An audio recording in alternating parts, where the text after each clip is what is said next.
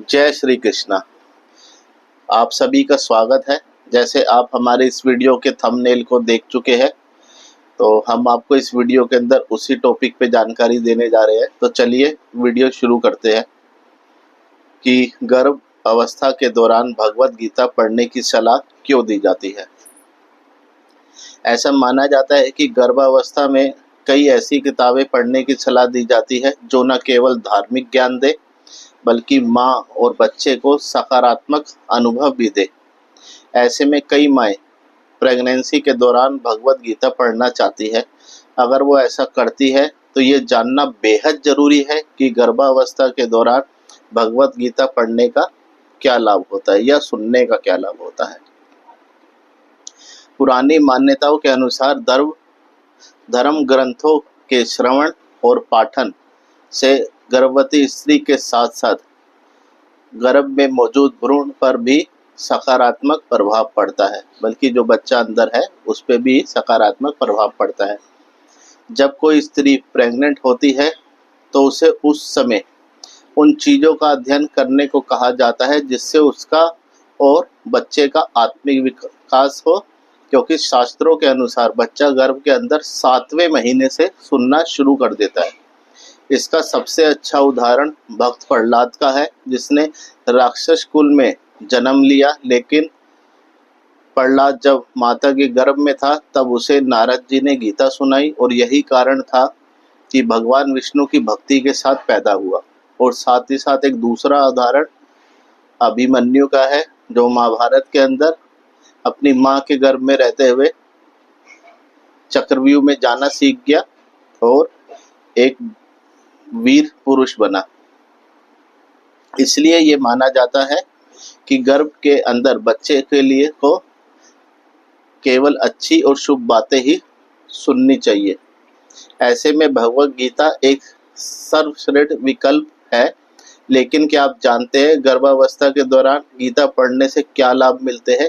तो चलिए उस बातों पे हम चर्चा करते हैं। भगवत गीता एक ऐसी आध्यात्मिक पुस्तक है जिसे पढ़ने की सलाह हर किसी को दी जाती है, क्योंकि भगवत गीता का पाठ करने से आपको आत्मिक और शारीरिक दोनों लाभ होता है। गीता के श्लोक आपको शांति और स्थिरता प्रदान करते हैं। इससे शिशु के विकास पर भी सकारात्मक प्रभाव पड़ता है। गर्भावस्था के दौरान भगवत गीता पढ़ने से बच्चे के समग्र विकास में मदद मिलती है और माना जाता है गीता में ज्ञान, धर्म, कर्म और जीवन के मूल सिद्धांतों का विवेचन होता है। इसका पाठ करने से आपकी विचारशीलता बढ़ती है। इसका फायदा है कि बच्चा भी उन गुणों को अपने भीतर समाहित कर पैदा होता है। गर्भावस्था के दौरान महिलाओं के शरीर में हार्मोनल बदलाव होते हैं, जिससे इस समय कई महिलाएं तनाव में रहती है। गर्भावस्था में गीता के पाठ से आपका तनाव कम होता है और आपका मानसिक स्वास्थ्य बेहतर हो सकता है। गर्भावस्था के दौरान माँ के मानसिक स्वास्थ्य पर असर बच्चे पर भी पड़ता है। इसलिए गीता का पाठ ऐसे समय दोनों के लिए वरदान होता है। अच्छी और धार्मिक किताबें पढ़ने से महिला के साथ साथ बच्चे पर भी सकारात्मक असर पड़ता है।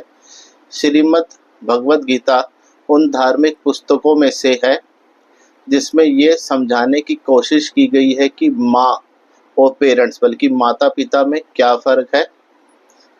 गीता का एक अध्याय है जिसे अगर गर्भवती महिला सुनती या पाठ करती है तो उसे अच्छे और संस्कारी संतान की प्राप्ति होती है।